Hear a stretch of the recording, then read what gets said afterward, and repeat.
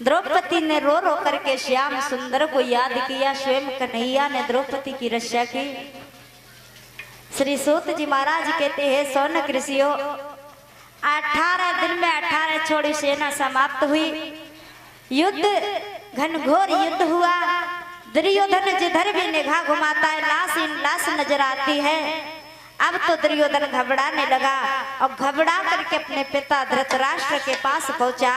बोला पिताजी सब कुछ नष्ट हो गया। धृतराष्ट्र ने कहा दुर्योधन हमने तुम्हें पहले कितना समझाया था लेकिन तुमने हमारी एक बात नहीं मानी। अब तुम्हारे जो मन में आए वो करो। पिता के पास से हट करके दुर्योधन पत्नी भानुमति के पास पहुंचा। भानुमति बोली स्वामी अब कायरों की तरह डरो नहीं बल्कि वीरों की तरह लड़ो। और क्या बोली है भानुमति कहने लगी अब तुम्हें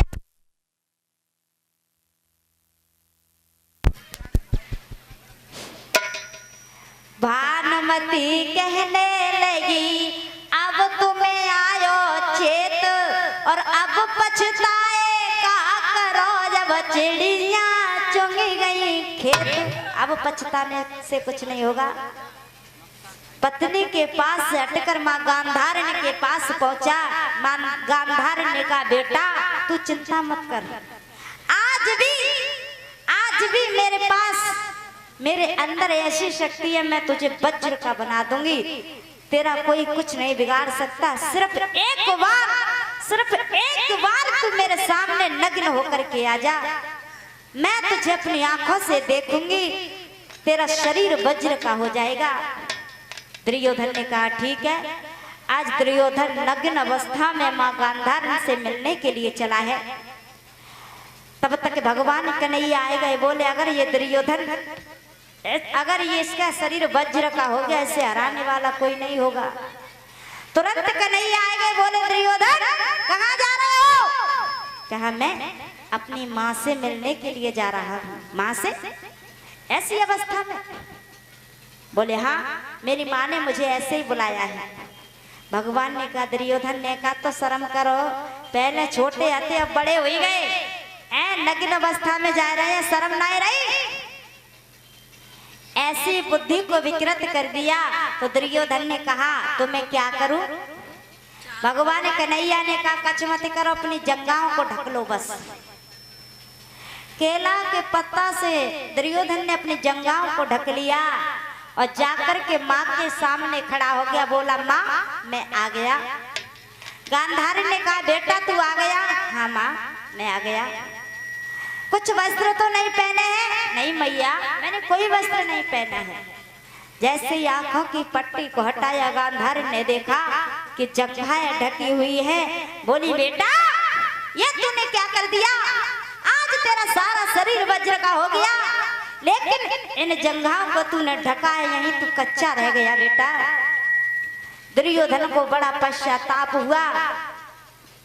वहां से चला जाता है। एक सरोवर में जाकर के छुप जाता है।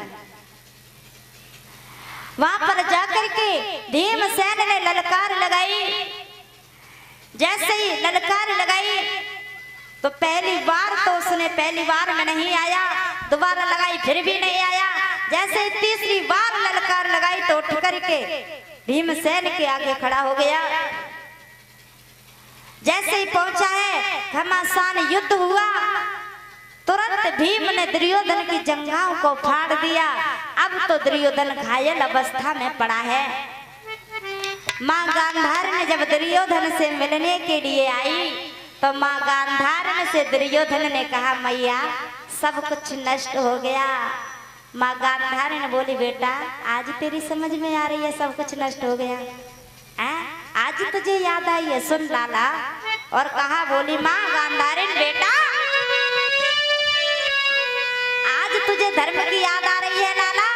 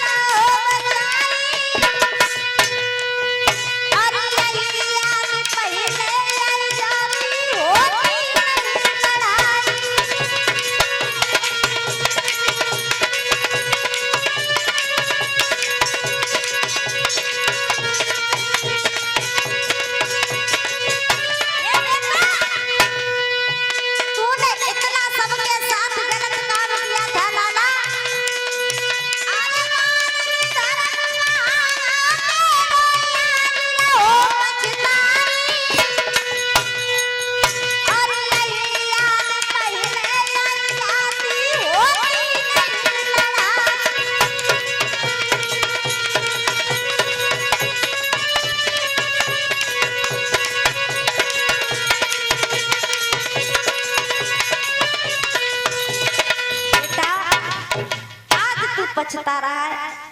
माँ गांधार ने भी छोड़ करके चली गई। तब तो दुर्योधन का एक मित्र था जिसका नाम था अश्वत्थामा। जैसे ही अश्वत्थामा दुर्योधन के पास आया तो दुर्योधन ने अश्वत्थामा से कहा, हे अश्वत्थामा, तुम हमारे सबसे प्रिय मित्र हो, सबसे अच्छे हो, और अगर तुम हमारे साथ मित्रता निभाना चाहते हो तो हमारा एक छोटा सा काम कर दो। अश्वत्थामा ने कहा, बताओ कौन सा छोटा काम कर दे। तो दुर्योधन ने कहा, अश्वत्थामा, तुम हमें 5 पांडवों के सर ला करके दे दो। मैया कल का विशेष ध्यान रखें, कल भगवान भोलेनाथ के विवाह की कथा होगी और देवी अनुसुईया की भी कथा होगी। बड़ा आनंद आएगा। भैया कह रहे हैं झांकियां निकलवाएंगे, बड़ा अच्छा आनंद आएगा और भारी से भारी संख्या में आज झांकियां का आनंद लें। बोलिए बाकी बिहारी लाल की। हले आवाज बढ़िया भैया, आवाज बढ़िया 25 ग्राम। हले हले राधे, हले राधे। सभी लोग ध्यान देंगे, जितनी भी हमारी माताएं बहनें एवं भाई बंधु बैठे हुए हैं, सभी से कहना है कि भगवान का कल विवाह होगा और कन्यादान में जो कुछ भी लेना चाहती हैं ले जाना या ला के लाना चाहती हैं।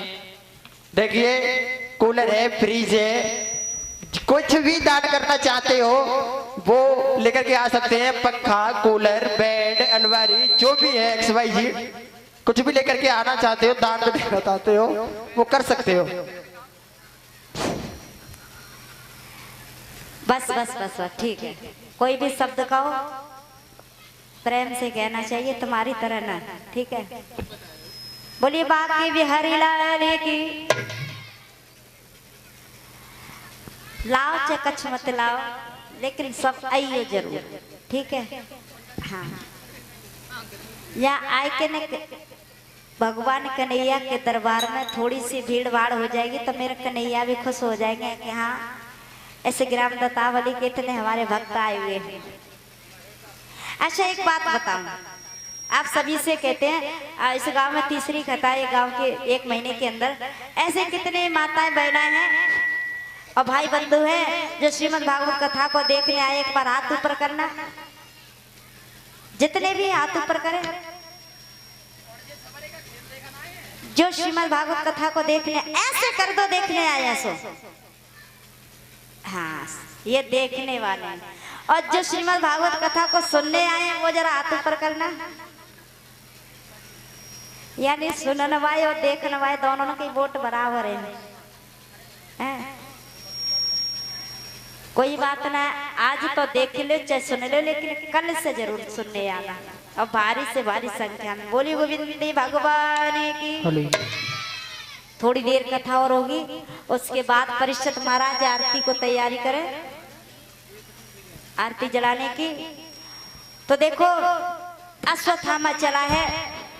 जैसे ही भगवान कन्हैया को पता चला तो भगवान कन्हैया ने सोते हुए 5 पांडवों को उठाया, तुरंत गंगा के किनारे की ओर चले हैं। अश्वत्थामा ने जैसे ही देखा तो सोते हुए द्रौपदी के 5 पुत्रों के सर को काट लिया, ले जा करके दुर्योधन को थमा दिया। जैसे दुर्योधन ने देखा, जैसे धरे के सरों को मसला तो मसलने में बड़ी आसानी हुई। उगाड़ के देखा तो देखा द्रौपदी के 5 पुत्र हैं। बोले अरे अश्वत्थामा ये तुमने क्या कर दिया।